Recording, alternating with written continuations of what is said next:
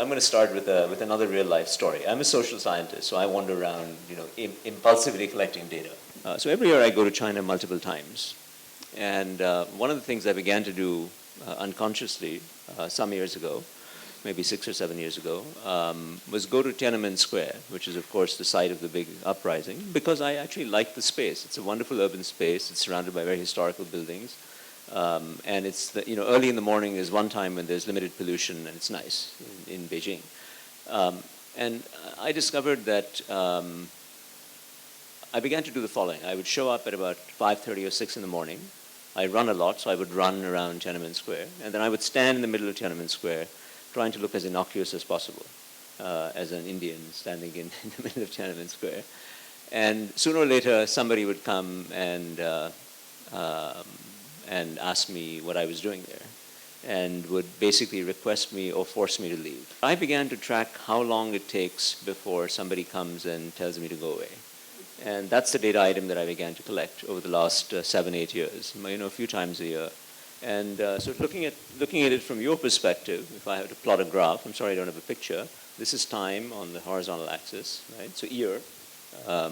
And this is time on the vertical axis that it takes for somebody to usher me away. And this essentially looks sort of like this. It just is what a social scientist would say, a monotonically decreasing graph, right? Just kind of goes down like this over time. And I say this because in a strange sense, while economic liberalization has been going on in China, political deliberalization has been going on simultaneously. And there's certain classes of information who access to which is multiplying and becoming easier and easier with search engines. You hear about Baidu and so on and so forth. But on the other hand, you also hear about the Google problems in China lately, and you hear about other kinds of information that are becoming even more compromised and more secret. What constitutes a state secret is becoming even more ambiguous, right? And everybody knows that if you want to enforce something very strictly, one way to do it is to be incredibly capricious and incredibly severe about your enforcement, so that you create this element of randomness in it. And with a relatively small number of people, you can create the perception of essentially a police state type of perception.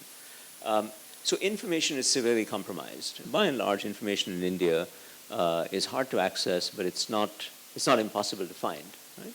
So I think of information in India, or countries like India, as being, I would say, noisy but unbiased.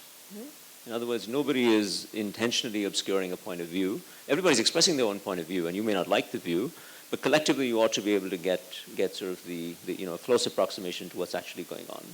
And in China, it's the opposite. It's noise-free but biased. The basic encapsulation that I would offer as a principle to understand different ways in which societies solve problems of building public goods with big physical footprints is that in India, when we have a conflict between public interest and private rights, which is of course endemic in creating large spaces or buildings and so on and so forth, or metros, society tends to adjudicate or want to adjudicate in favor of private rights, even if it's at the cost of severe public interest. We see this every day.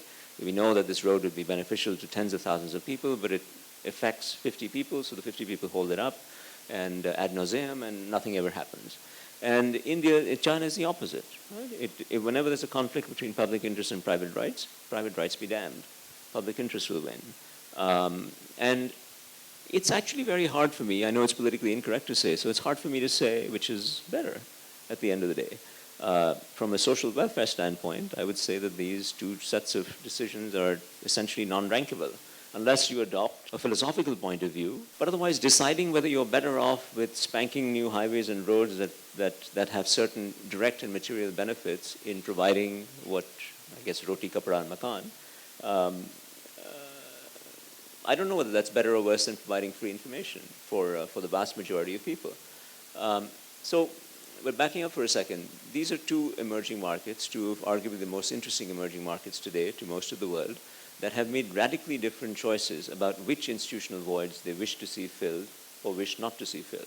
And that has truckloads of implications, if you'll forgive the mixing of metaphors, for how business and organizations are run and so on. I think whether you take the perspective of an investor, as we do in this book, or an indigenous entrepreneur, or a multinational, or somebody running an NGO, the response that you have to Aro correctly chastised me earlier intellectually chastised me to say that the focus of the book is on the structure of markets and what's deficient in them, and I think that's an appropriate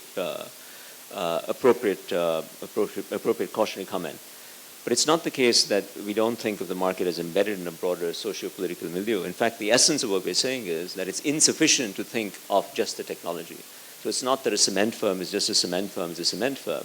It is the case that running the cement firm, even though the technology of making cement hasn't changed in decades, is going to be very different if you're doing it in Mexico versus Johannesburg, Sao Paulo, or Brasilia. It's going to be very, very different, because the mixture of these voids matters a great deal to exercising even the most elementary, to consummating even the most elementary of these transactions.